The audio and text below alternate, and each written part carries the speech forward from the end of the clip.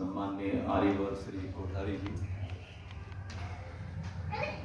मंच पर विराजमान श्रद्धेय स्वामी जी महाराज, स्थानीय आर्य समाज को अपनी कर्मठता से जो संचालित कर रहे हैं आर्यवर श्री त्रिपाठी जी, समुपस्थित माताओं, देवी और सज्जनों, सौभाग्य से आज आप सभी को ये शुभ अवसर प्राप्त हो रहा है कि आज हम ऋषि बोधोत्सव मना रहे हैं।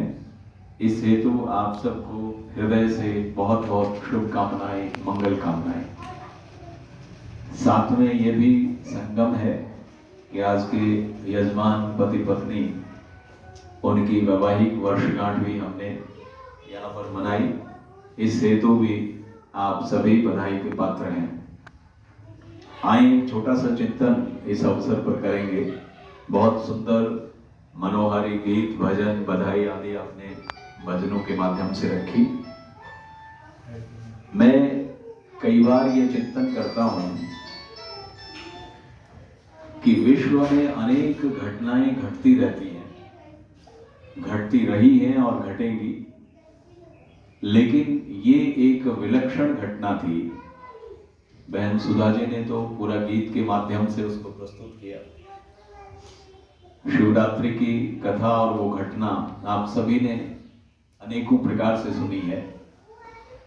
मैं उसकी पुनरावृत्ति ना करता हुआ मैं थोड़ा सा पृष्ठभूमि में जाऊंगा कि महर्षि देव दयानंद का जहां जन्म हुआ, मैंने पूर्व में संभवतः ऋषि दयानंद के जन्म उत्सव पर एक चर्चा की थी और उसमें उनका वंश परिचय मैंने दिया था।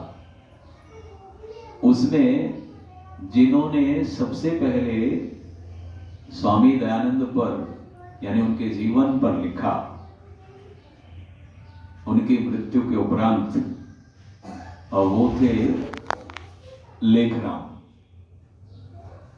और लेखराम जी ने, उनका जब आप जीवन चरित्र पढ़ेंगे उनके द्वारा लिखित, तो वो स्वामी दयानंद के पिता का नाम क्या लिखते हैं? अंबा शंकर। यानी वो स्वामी दयानंद का अंबा शंकर नाम लिखते हैं और स्थान भी वो मोरवी लिखते हैं, जन्म स्थान भी। लेकिन दूसरे देवेंद्र मुखोपाध्याय, जिन्होंने स्वामी दयानंद का जीवन चरित्र लिखा और वो उनके लेखराम जी के पश्चात लिखा। और आपको यदि वह जीवन चरित्र पढ़ने को मिले तो मैं एक निवेदन कर रहा हूं कि वो एक ऐसा दीवाना पात्र था जिन्होंने उस जीवन चरित्र को लिखा। और वो लिखते समय क्या कहते हैं कि मैंने, जैसे हमारे यहाँ तीर्थ करने वाले लोग गंगोत्री से, यानी गंगा जहां से निकलती है, गंगोत्री से लेकर फिर वो चलते हुए और गंगा सागर में विलीन होती है, मैंने स्वामी दयानंद के जन्म स्थल को ही गंगोत्री की तरह माना। यानी वो एक ऐसे व्यक्ति थे जिनके पास में कोई संसाधन नहीं, कुछ नहीं, लेकिन महर्षि देव दयानंद से इतने प्रभावित हुए और उन्होंने उन पर अपनी लेखनी वहां जाकर, यानी जहां जहां स्वामी दयानंद जन्मे, जहां जहां गए वहां समस्त स्थानों को उन्होंने छुआ और फिर लिखा। तो वो लिखते हैं कि मेरे लिए स्वामी दयानंद का जो जन्म स्थल है, यानी जो लेखराम जी थे उन्होंने मोरवी स्थान माना और पिता का नाम अंबाशंकर माना, लेकिन देवेंद्र मुखोपाध्याय जी ने इसको शोधित किया और उन्होंने वहां जाकर विशेष सत्य का मूल्यांकन किया और निरीक्षण करने के पश्चात उन्होंने नाम करसन जी नाम उन्होंने बताया कि अंबाशंकर नहीं, करसन जी नाम, मोरवी नहीं, टंकारा धाम, ये उन्होंने प्रकट किया और उसकी कुछ तर्कपूर्ण उन्होंने प्रमाण दिए कि लेखराम जी की जो वेशभूषा थी वो अगर आपने चित्र में देखा हो तो दिखने में थोड़े इस तरीके के दिखते थे जैसे कोई मौलवी, यानी मुसलमान जैसी वेशभूषा, क्योंकि वो पेशावर से थे और उस तरह की वेशभूषा उनकी लगती थी। तो जब गुजरात में वो किसी से पूछते थे तो उन लोगों को डाउट होता था उन पर कि ये आदमी कोई कुछ ऐसा भेद ले रहा है या कोई ऐसा नुकसान कर सकता है, यानी सत्य जानकारी उनको नहीं दी लगभग। एक प्रमाण तो ये दिया। दूसरा एक कारण और है कि स्वामी दयानंद के बारे में, यानी गृह त्याग करने वाला एक और भी परिवार था और जो कि मौरवी से संबंध रखता था और उसके नाम को अंबा शंकर नाम का वो व्यक्ति था, इसलिए भी उन्होंने अंबा शंकर वर्णन कर दिया उसका इस रूप में। तो ऐसा करके उनकी बहुत सारी बातों में ऐसा दोष आया, लेकिन उनको शोधित किया तो देवेंद्र मुखोपाध्याय जी ने कहा कि मेरे लिए जो गंगोत्री है वो टंकारा है और जो गंगा सागर है वो अजमेर का वो स्थल जहां पर स्वामी जी ने अंतिम श्वास ली। यानी वो कितने 15 वर्ष उन्होंने बहुत गहराई से अथक प्रयत्न किया और उन समस्त स्थानों पे जहां जहां स्वामी दयानंद गए उन सबको उन्होंने गंगा के तट पर बने हुए घाटों के साथ उपमा दी कि वो मेरे लिए सब तीर्थ स्थल है। और वहां जाकर उन्होंने पूरा तन्मयता से युक्त होकर स्वामी दयानंद का जीवन चरित्र लिखा। हालांकि स्वामी दयानंद ने, मैंने निवेदन किया था कि उन्होंने आत्म वृत्तांत महादेव गोविंद रानाडे के सामने पुणे में उनके कहने पर उन्होंने स्वयं व्यक्त किया और वो थियोसॉफिकल जो पत्र उस समय निकलता था उसमें वो अंकित होता रहा। बाद में स्वामी दयानंद के उस भाग को उन्होंने छापने से इनकार कर दिया क्योंकि बीच में ईसाइयों का जब उनका खंडन का भाव या ऐसा काम देखा तो थियोसॉफिकल सोसाइटी के जो लोग थे उन्होंने सोचा कि ये ऐसा करके हम अपना ही अनिष्ट कर रहे हैं, इस कारण से उन्होंने उसको छापना बंद कर दिया। मैं निवेदन कर रहा हूं कि स्वामी दयानंद का जन्म विक्रमी संवत 1881 में हुआ। विक्रमी संवत 1881 में, ठीक 8 वर्ष बाद उनका यज्ञोपवीत आदि हुआ, ठीक 8 वर्ष में। मैं बताना चाहता हूं कि उनको इन 8 वर्षों में पारिवारिक रूप से कितना उन्नत किया गया, संस्कार कितने प्रगाढ़ थे। परिवार में शिव को मानने की परंपरा बहुत गहराई से थे और कृष्ण जी शिव के भक्त थे और अपने पुत्र को भी जहां जहां शिव कथा होती थी वहां वहां साथ लेकर जाते थे और बारंबार ये कहते रहते थे कि मिट्टी से शिव की पिंडी बनाई जाती है। तो कहा यही सब कुछ है और उस तरफ उनका ध्यान बराबर बनाते रहते थे और यही बताते थे कि जीवन का लक्ष्य और कुछ नहीं है। लेकिन वैयक्तिक तौर पर उनको शिक्षा देने का जो क्रम था वो बहुत अच्छा था। उनको शब्द रूपावली आदि ये सब बातें, यानी व्याकरण आदि की चीजें उनको बहुत अच्छे से घर में ही पढ़ाई जाती थी और परंपरा ये थी क्योंकि ये परिवार सामवेदी परिवार था और रुद्र अध्याय यजुर्वेद का एक होता है जो उनको प्रारंभ से ही कंठस्थ कराया गया और लगभग 14 वर्ष की आयु में तो उनको पूरा यजुर्वेद कंठस्थ था। बाकी वेद भी कंठ किए जा रहे थे, यानी सुशिक्षा का पूरा प्रबंधन था।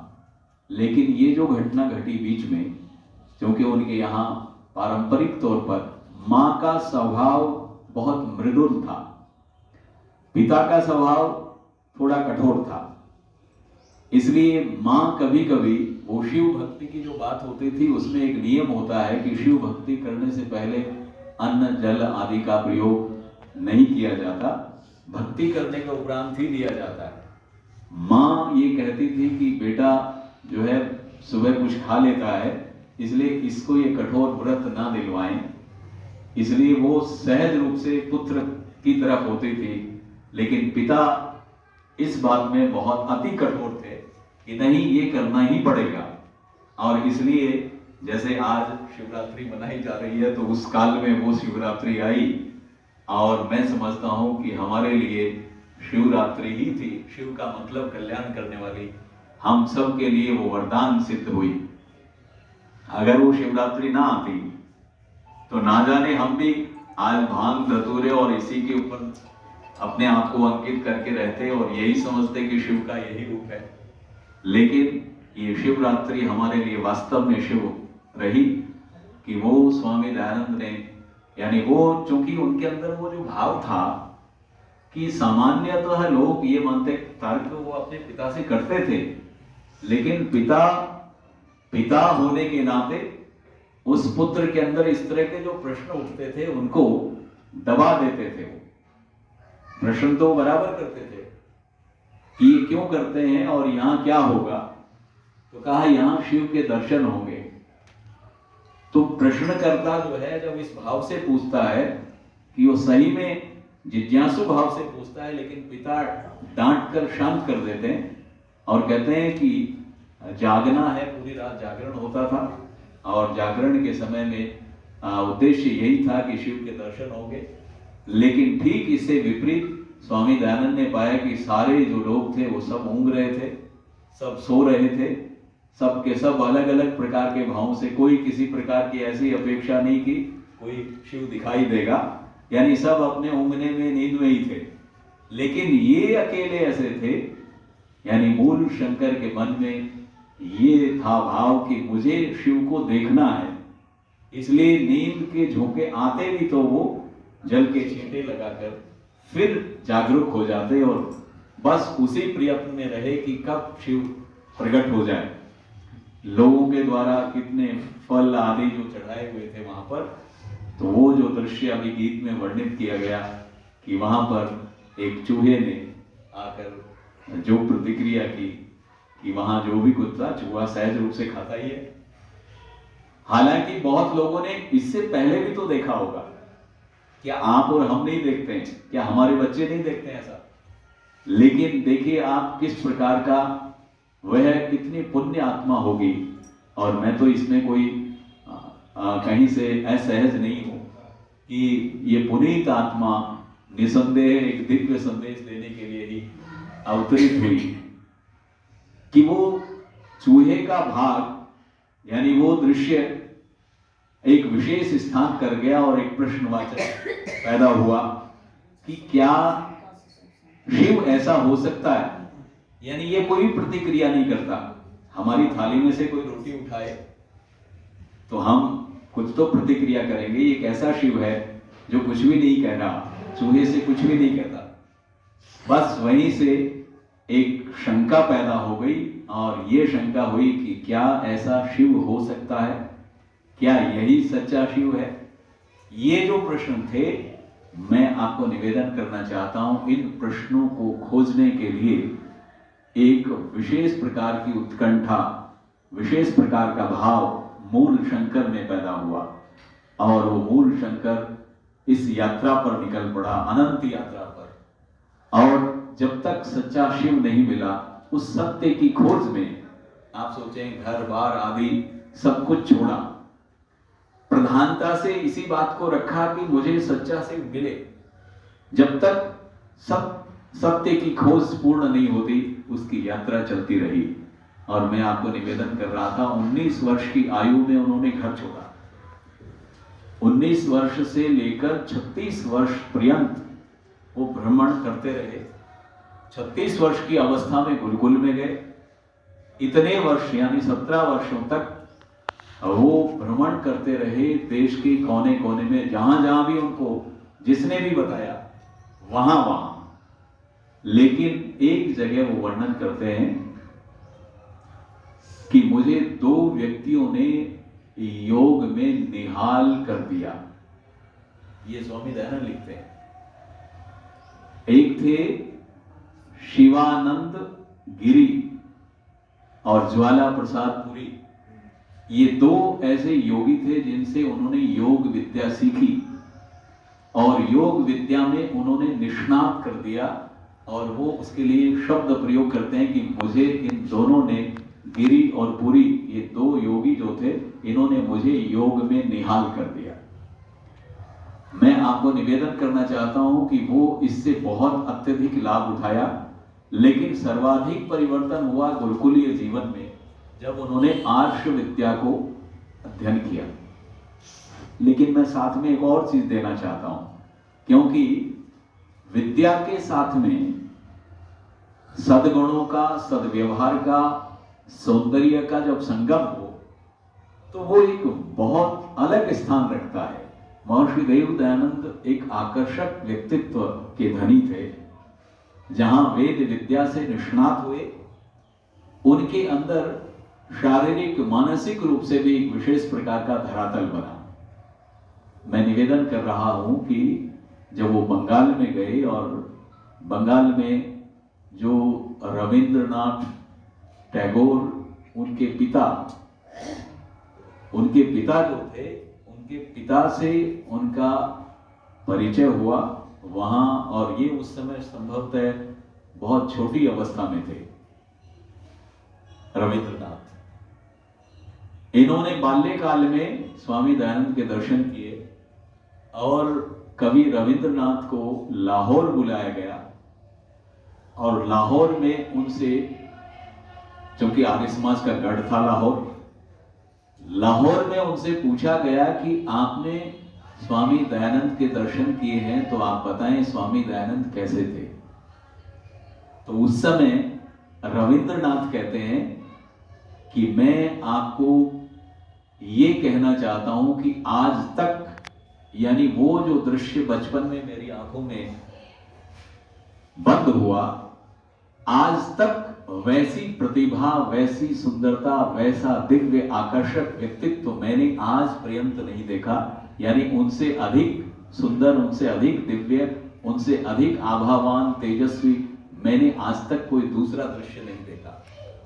ये उन्होंने वर्णन किया। वहां वर्णन करते समय वो ये स्वयं कहते हैं कि जब जब मैं उस व्यक्तित्व का वर्णन करता हूं तो मैं कितने भाव से भर जाता हूं। ये उनकी श्रद्धा उनके प्रति व्यक्त होती है।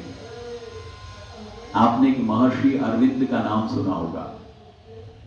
महर्षि अरविंद जो योग के बहुत अच्छे विद्वान थे, और वो महर्षि अरविंद क्योंकि एक अकेले पात्र थे, जब स्वामी दयानंद का विरोध होता था, क्योंकि अलग अलग जगह से विरोध कई कारणों से होता था, और अंतिम जो समय था, क्योंकि स्वामी दयानंद काशी में लगभग 5-5.25 महीने रहे, और जो वहाँ काशी के अंदर तरह तरह के लोगों ने षड्यंत्र रचे उनके पराजित होने के, कि दयानंद हार गया, उन्होंने हार स्वीकार कर ली इत्यादि बातें।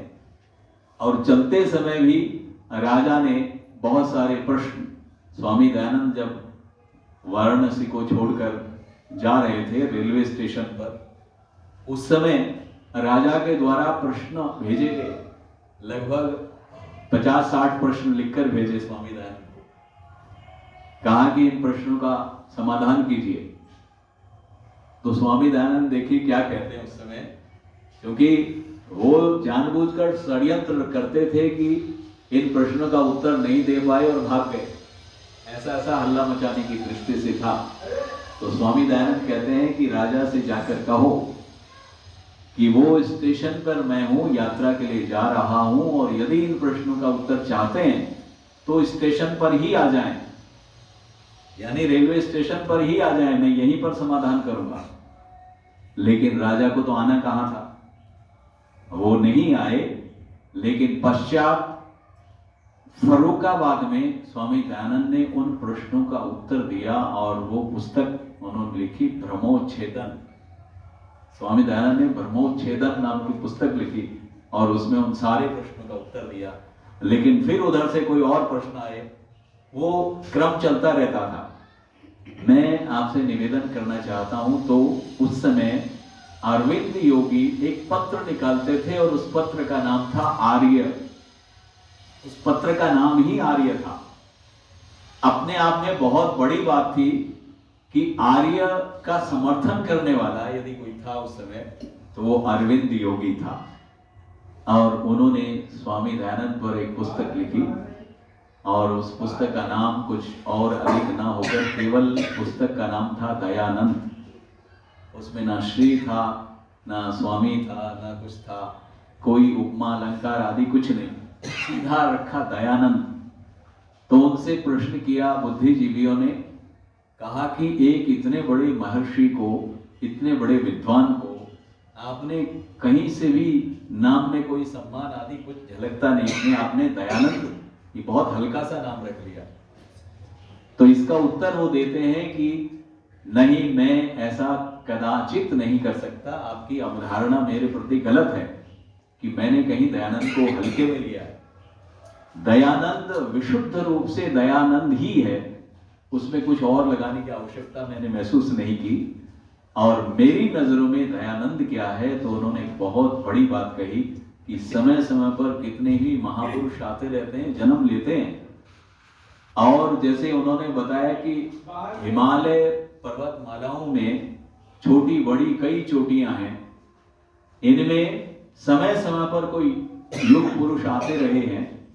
तो मेरी दृष्टि में किसी काल में कोई, किसी कालखंड में कोई पुरुष पैदा हुआ, महापुरुष पैदा हुआ, तो एक हिमालय की छोटी सी चोटी के पीछे से दिखने वाला चेहरा, फिर दूसरे कालखंड में कोई पैदा हुआ तो वहां से दूसरी उससे बड़ी चोटी।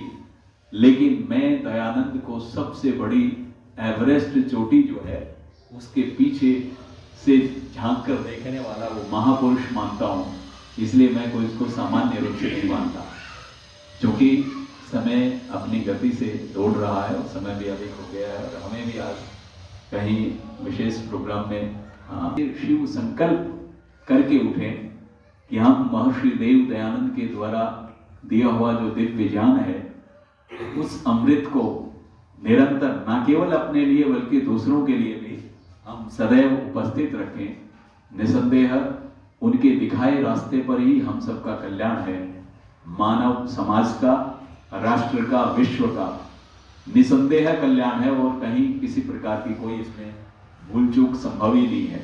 इसलिए हम सब लोग पूर्ण रूप से आस्थावान होकर, श्रद्धान्वित होकर महर्षि देव दयानंद के प्रति अपने विशेष भावों को रखें, उनके दिखाए पथ पर सदैव अग्रसर होते रहें। इन्हीं भावों के साथ दो लाइनें मेरे साथ बोलेंगे। शांति। दुनिया वालों देव दयानंद दीप जलाने आया था। दुनिया वालों देव दयानंद दीप जलाने आया था। भूल चुके थे राहें अपनी वो दिखलाने आया था। भूल चुके थे राहें अपनी वो दिखलाने आया था। दुनिया वालों देव दयानंद दीप जलाने आया था। बट गया सारा टुकड़े टुकड़े भारत देश जागीरों में। बट गया सारा टुकड़े टुकड़े भारत देश जागीरों में। भारत माँ को मुक्त किया जो जकड़ी हुई थी जंजीरों में। भारत माँ को मुक्त किया जो जकड़ी हुई थी जंजीरों में। आर्य जाति सोई पड़ी थी, आर्य जाति सोई पड़ी थी। घर घर जाके जगाता था। दुनिया वालों देव दयानंद दीप जलाने आया था। भूल चुके थे राहें अपनी